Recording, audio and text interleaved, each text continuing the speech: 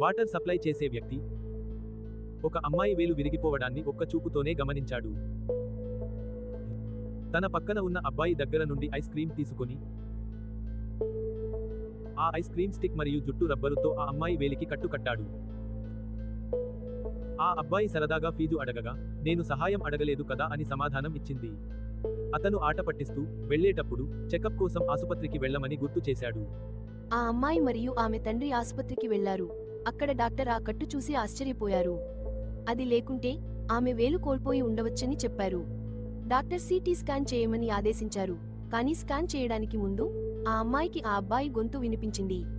ఆమెకు సహాయం చేసింది ఆ వ్యక్తే. ఆమె తండ్రి అతనికి కృతజ్ఞతలు చెప్పడానికి ప్రయత్నిస్తుండగా అతనికి అకస్మాత్తుగా దగ్గు వస్తాది. ఆ వ్యక్తి అది గమనించాడు. జబ్బు ప్రభావం తెలుసుకోవడానికి ఆ పాప తండ్రి ఛాతీపై చేయి వేస్తాడు. తండ్రి జలుబు అని చెప్పి అతన్ని దూరంగా నెట్టేస్తాడు. అయితే అతనికి శ్వాస తీసుకోవడం ఇబ్బంది అవుతుంది. ఆ సమయంలో ఒక ట్రాఫిక్ ప్రమాదంలో చాలామంది గాయపడిన వారిని ఈ ఆసుపత్రికి తరలించారు. డాక్టర్లు అందరూ బిజీగా ఉన్నారు. ఆందోళన చెందిన అమ్మాయి తన తండ్రిని చెకప్ చేయడానికి ఎవరినైనా వెతకడానికి ప్రయత్నించింది, కానీ ఎవరూ పట్టించుకోలేదు. సహాయం కోసం ఆమె అరిచింది, కానీ డాక్టర్లు వెంటనే ప్రమాద బాధితులకు చికిత్స చేయడానికి తిరిగి వెళ్లారు. పార్క్ హూన్ అనే వాటర్ సర్వీస్ అబ్బాయి తన తండ్రికి సహాయం చేయడానికి ఒక లేడీ డాక్టర్ రావడం చూశాడు.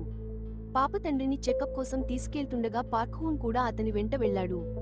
లిఫ్ట్లో ఉన్నప్పుడు ఆమె తండ్రి అకస్మాత్తుగా కుప్పకూలిపోయాడు.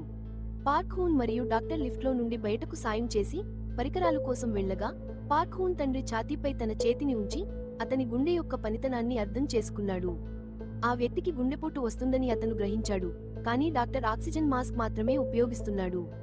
పార్క్ హూన్ తన గుండెను తనిఖీ చేయాలని పట్టుబట్టాడు. డాక్టర్ అంగీకరించి పార్క్ హూన్ చెప్పింది నిజమే. వెంటనే అతని గుండెపై నొక్కడం ప్రారంభించాడు. పార్క్ హూన్ సహాయంతో అమ్మాయి తండ్రికి హృదయ స్పందన తిరిగి వచ్చింది, కానీ అత్యవసర శస్త్రచికిత్స అవసరం. ఆపరేషన్ గదిని సిద్ధం చేశారు, కానీ ట్రాఫిక్ ప్రమాదం కారణంగా సర్జన్ అందుబాటులో లేరు. వారు త్వరగా చర్య తీసుకోకపోతే అమ్మాయి తండ్రి చనిపోతాడని అసిస్టెంట్ హెచ్చరించాడు. కన్నీటితో పార్క్ మాత్రమే తన తండ్రిని రక్షించగలడని అమ్మాయి గ్రహించింది. ఆసుపత్రులలో అతనికి శస్త్రచికిత్సలు నిషేధించబడినందున అలా చేయడం అతని కెరీర్ను నాశనం చేయగలదని ఉన్నప్పటికీ శస్త్రచికిత్స చేయమని ఆమె అతనిని వేడుకుంటుంది. అమ్మాయి విజ్ఞప్తికి పార్క్ చలించిపోయి నిశ్శబ్దంగా సహాయం చేయడానికి అంగీకరించాడు. అతను శస్త్రచికిత్సకు సిద్ధమయ్యాడు. ఆపరేషన్ గదిలోకి ప్రవేశించినప్పుడు అందరూ ఆశ్చర్యపోయారు. శస్త్రచికిత్స ప్రారంభమైంది. అందరినీ షాక్కు గురిచేస్తూ అతను రక్తస్రావం జరగకుండా చేస్తున్నాడు. అతని నైపుణ్యం ఇతర వైద్యులను ఆశ్చర్యపరిచింది. అయితే పార్క్ హూన్ గత 5 సంవత్సరాలుగా ఒక రహస్య పరిశోధనా సంస్థలో జైలులో గడిపాడని, అక్కడ అతను వందలాది శస్త్రచికిత్సలు 100% విజయ రేటుతో చేశాడని వారిలో ఎవరికీ తెలియదు. ఆపరేషన్ కీలకమైన దశకు చేరుకున్నప్పుడు కరెంటు అకస్మాత్తుగా ఆగిపోయింది. అతని చుట్టూ ఉన్న వారందరినీ భయపడ్డారు. అయితే అతను ప్రశాంతంగా ఉన్నాడు. తన అనుభవం వల్ల చీకటిలో అసాధ్యం అనిపించే శస్త్రచికిత్సను పూర్తి చేశాడు. ఈ సవాలుతో కూడిన వాతావరణంలో అతను ధైర్యవంతుడైన స్ఫూర్తిని పెంచుకున్నాడు. అతనికి అమ్మాయి పేరు తెలియదు, కానీ అతను ఆమె తండ్రికి దయతో చికిత్స చేశాడు. ఆపరేషన్ సజావుగా కొనసాగింది, కానీ ఆ సమయంలో డాక్టర్ సూ హ్యూన్ రహస్యమైన ప్రధాన వైద్యుడిపై అనుమానం వచ్చింది. ఆమెకు సందేహం వచ్చి ఒక వాటర్ సప్లయర్ ఇంత క్లిష్టమైన ఆపరేషన్ను పూర్తి చేయగలడని నమ్మలేదు. డాక్టర్ సూ హ్యూన్ ఆపరేషన్ను వెంటనే ఆపాలని డిమాండ్ చేశాడు. పార్క్ హూన్ ఆమెను ప్రశాంతంగా అడిగాడు, నేను ఆగిపోతే మీరు దానిని పూర్తి చేయగలరా? కానీ సూ హ్యూన్ అంత కష్టతరమైన ఆపరేషన్ చేయలేదు. ఇంతకు ముందు ఎప్పుడూ ఇలా చేయకపోవడంతో ఆమె సహాయకురాలు కూడా ఆమెకు తగినంత నైపుణ్యం లేదని అంగీకరించి, పార్క్ హూన్ డాక్టర్ కాకపోయినా అతని సామర్థ్యాలు అసాధారణమైనవని ఆమెకు భరోసా ఇచ్చారు. అయిష్టంగానే సూ హ్యూన్ ఆపరేషన్ గది నుండి బయటకు వెళ్లి భద్రతా సిబ్బందిని పిలిచింది. ఆపరేషన్ తర్వాత పార్క్ హూన్ ను అరెస్టు చేయాలని ప్లాన్ చేసింది. అయితే ఆపరేషన్ విజయవంతంగా పూర్తయింది. అమ్మాయి తండ్రిని రక్షించాడు. సూ హ్యూన్ వాటర్ డెలివరీ చేసే వ్యక్తి కోసం వెతకగా, కానీ అతను కనబడలేదు. పార్క్ హూన్ వెళ్లబోతున్న సమయంలో సూ హ్యూన్ అతన్ని పట్టుకుని వివరణ లేకుండా చెంపదెబ్బ కుట్టాడు. పార్క్ హూన్ ఎదురు చెప్పలేదు. రోగిని రక్షించగలిగినంత కాలం తాను ఎవరో పట్టింపు లేదని అతను చెప్పాడు. సూ హ్యూన్ మళ్లీ అతన్ని కుట్టడానికి ప్రయత్నించాడు, కానీ పార్క్ హూన్ ఆమె చేతిని పట్టుకున్నాడు. ఆమె తన మరో చేత్తో అతన్ని కుట్టింది. ఆ సమయంలో మరో డాక్టర్ ఎమర్జెన్సీ గది నుండి ఫోన్ చేసి అమ్మాయి తండ్రి ఆపరేషన్ తర్వాత సమస్యలను ఎదుర్కొంటున్నారని, అతని రక్తపోటు వేగంగా పడిపోతుందని తెలియజేశారు. అక్కడి వైద్యులు భయాందోళనకు గురయ్యారు, కానీ పార్క్ హూన్ దీనిని ముందుగానే ఊహించి రోగి పరిస్థితిని వివరంగా వివరించి పరిష్కారాన్ని సూచించారు.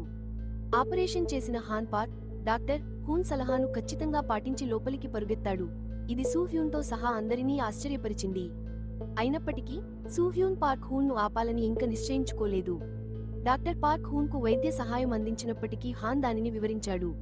సరైన ఆసుపత్రి రిజిస్ట్రేషన్ లేకుండా అతనికి శస్త్రచికిత్స చేయడానికి అనుమతి లేదు. అదృష్టవశాత్తు రోగికి ఇక ఎటువంటి సమస్యలు లేవు. కానీ డాక్టర్ హాన్ పార్క్ హూన్ను తిరిగి రావద్దని హెచ్చరించాడు. పార్క్ హూన్ తిరిగి నీటిని సరఫరా చేయడం ప్రారంభించాడు. కానీ అతను మరోచోట మారుమూల ప్రైవేట్ క్లినిక్లో టాటూలు వేయించుకున్న వ్యక్తికి ఆపరేషన్ చేస్తున్నాడు. ఆపరేషన్ మధ్యలో ఫీజు అడిగాడు. పరిస్థితి చూసి నిరాశ చెంది ఆ వ్యక్తి జూనియర్లలో ఒకరు కోపంగా ముందుకు వచ్చాడు. అయితే డాక్టర్ రోగి గాయాన్ని ఒత్తగా ఆ వ్యక్తి నొప్పితో కేకలు వేయడం జూనియర్లను భయపెట్టింది. పార్క్ హూన్ జోక్యం చేసుకుని శస్త్రచికిత్సకు 1,50,000 ఖర్చవుతుందని చెప్పాడు. ఒక్కో కుట్టు ధర 10,000 కాగా ఆ వ్యక్తికి దాదాపు 15 కుట్లు వేయాల్సి వస్తుంది. మొత్తం 1,50,000. ఆ వ్యక్తి చెల్లించడానికి సంకోచించగా మళ్లీ గాయంపై ఒత్తిడి తెచ్చాడు. వాళ్లు ఫీజు కట్టారు. ఆపరేషన్ విజయవంతంగా ముగిసింది. మరిన్ని డబ్బు సంపాదించడానికి పార్క్ హూన్ తన సొంత ప్రైవేట్ క్లినిక్ను ప్రారంభించాడు. ఆసుపత్రిలో అమ్మాయి తండ్రిని కాపాడిన తర్వాత అతని కీర్తి పెరిగింది. ఒకరోజు ఒక వైద్యుడు పార్క్ హూన్ క్లినిక్ను సందర్శించి అతని అసాధారణ నైపుణ్యాలను ప్రత్యక్షంగా చూశాడు.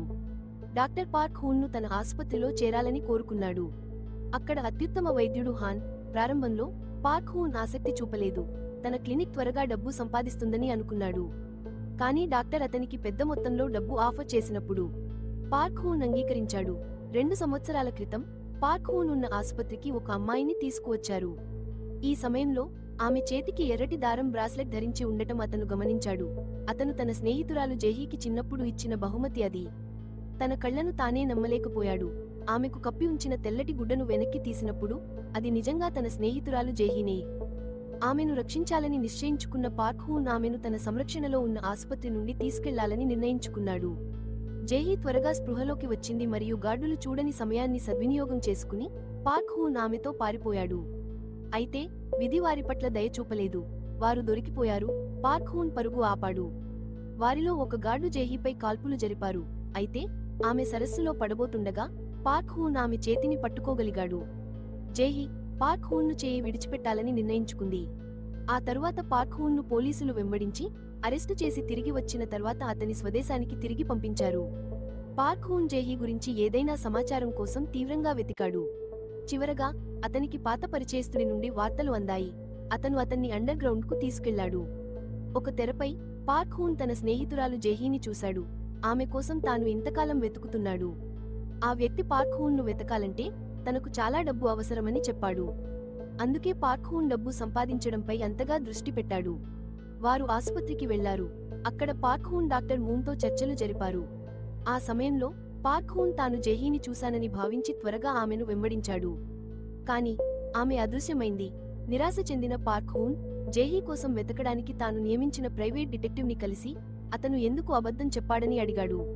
డిటెక్టివ్ పార్క్ హూన్ వేరొకరిని చూసి జేహీగా తప్పుగా అనుకోని ఉంటావని అన్నాడు. పార్క్ హూన్ తనను వెతకమని చెప్పి వెళ్లిపోతాడు. కాని అతను వెళ్లిన తర్వాత ఒక మరో వ్యక్తి డిటెక్టివ్ని సంప్రదించి జేహీ ఎక్కడ ఉన్నదనే దానిపై వెతకడం ఆపమని హెచ్చరించాడు.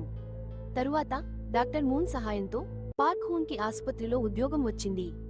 డాక్టర్ మూన్ అతనికి కొంత బీమా డబ్బు కూడా ఇచ్చాడు. పార్క్ హూన్ ఆ డబ్బును డిటెక్టివ్కి చూపించి జేహీ దొరికాక డబ్బును చెల్లిస్తానని చెప్పి వెళ్తాడు. పార్క్ హూన్ పనిలో చేరిన మొదటి రోజున ఆసుపత్రిలో అత్యవసర పరిస్థితి ఏర్పడగా అక్కడికి వెళ్లగా గుండెపోటులో ఉన్న రోగిని చూస్తాడు. విచిత్రంగా డ్యూటీలో ఉన్న నర్సు ఏమీ చేయకుండా నిలబడి ఉంటాది. పార్క్ హూన్ తన ముందు ఎవరూ చనిపోవడాన్ని చూడలేకపోయాడు. రోగిని రక్షించడానికి తాను చేయగలిగినదంతా చేశాడు. చివరికి అతను విజయం సాధించాడు. పార్క్ హూన్ రోగి మణికట్టుపై ఒక బ్రాస్లెట్ను గమనించాడు. అతను ఒకప్పుడు జేహీకి ఇచ్చిన బ్రాస్లెట్ అదే కావడంతో అతను చాలా ఆందోళన చెందాడు. అయోమయంగా జేహీకి మరియు ఈ రోగికి మధ్య ఉన్న సంబంధం గురించి అతను ఆలోచించడం ప్రారంభించాడు.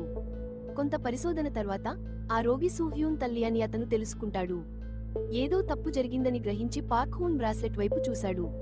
అప్పుడు అతను ధైర్యంగా నిర్ణయం తీసుకున్నాడు. అతను రోగి పరిస్థితిని విశ్లేషించి మానసికంగా ఆపరేషన్ను అనుకరించాడు. కానీ అతను దానిని ఎలా ఊహించినా ఆపరేషన్ అసాధ్యం అనిపించింది. దీని అర్థం జేహీ ఎక్కడ ఉన్నాదనే దాని గురించి అతను మరొక ఆధారాన్ని కోల్పోయాడని కూడా అర్థం. సూహ్యూన్ తల్లి ఆమె చిన్నతనంలోనే ఆమెను విడిచిపెట్టి ఆమెను తన తండ్రి వద్ద వదిలి వెళ్ళింది. దీని వలన సూహ్యూన్ తీవ్ర ఆగ్రహంతో ఉన్నది. సూహ్యూన్ ఆమె బెడ్ నుండి వేణు తిరిగినప్పుడు ఆమె తల్లి బలహీనంగా ఆమె చేయి పట్టుకుంది. భావోద్వేగాలతో ఉక్కిరిబిక్కిరి అయిన సూహ్యూన్ తనను ఎందుకు విడిచిపెట్టిందో అడిగింది తల్లిని అడుగుగా. ఆమె స్పందించేలోపే కోమాలోకి వెళ్లిపోయింది. నిరాశతో సూహ్యూన్ తన ప్రియుడికి ఫోన్ చేసింది. డాక్టర్ హాన్ తన తల్లిని కాపాడతాడని ఆశతో. అయితే ఆపరేషన్ విజయవంతమయ్యే అవకాశం దాదాపు 0% ఉందని అతనికి తెలుసు కాబట్టి మరియు అతను తన ప్రతిష్టను పణంగా పెట్టాలని అనుకోలేదు. కాబట్టి డాక్టర్ హాన్ సమాధానం ఇవ్వలేదు. సూహ్యూన్ నిస్సహాయంగా భావించి పార్క్ హూన్ మాత్రమే శస్త్రచికిత్స చేయగలడని గ్రహించింది. ఇంతలో పార్క్ హూన్ ఇంకా తన మనస్సులో ఆపరేషన్ను కొనసాగిస్తూ ఉన్నాడు. సూహ్యూన్ పార్క్ హూన్ వద్దకు వచ్చి చేతిలో ఒక నాణెముంచి తన తల్లిని రక్షించమని కోరింది.